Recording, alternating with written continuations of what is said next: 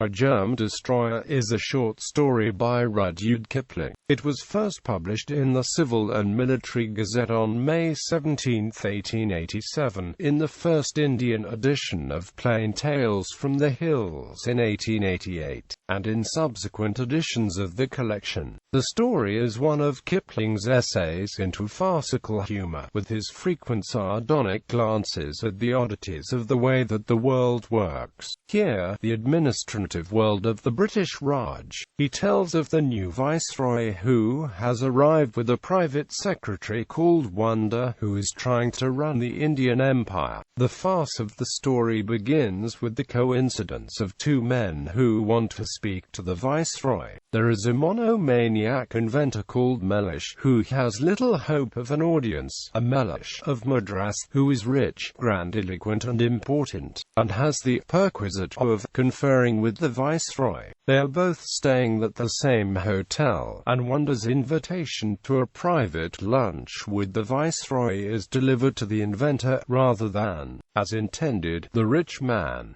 The Viceroy is charmed by his guest, who doesn't talk shop till they smoke after lunch. Then Mellish, the inventor, discourses on cholera, his theory, the conspiracy against him of the medical establishment, and so on, until he tips a sample of his patent fumigatory powder into an ashtray and lights it. The result is a most pungent and sickening stench, which fills the entire viceregal residence.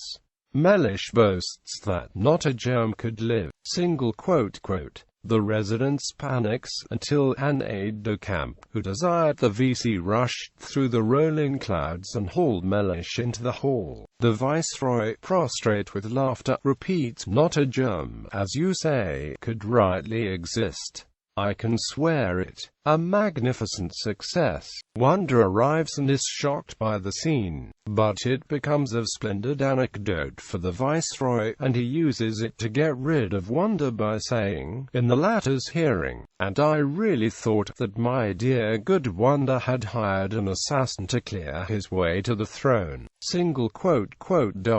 Whereupon Wonder resigns. The ending, too, may perhaps be thought of as rather adolescent. All quotations in this article have been taken from the uniform edition of Plain Tales from the Hills, published by Macmillan and Amp Co. Limited in London in 1899. The text is that of the third edition, and the author of the article has used his own copy of the 1923 reprint. Further comment, including page-by-page notes, can be found on the Kipling Society's website.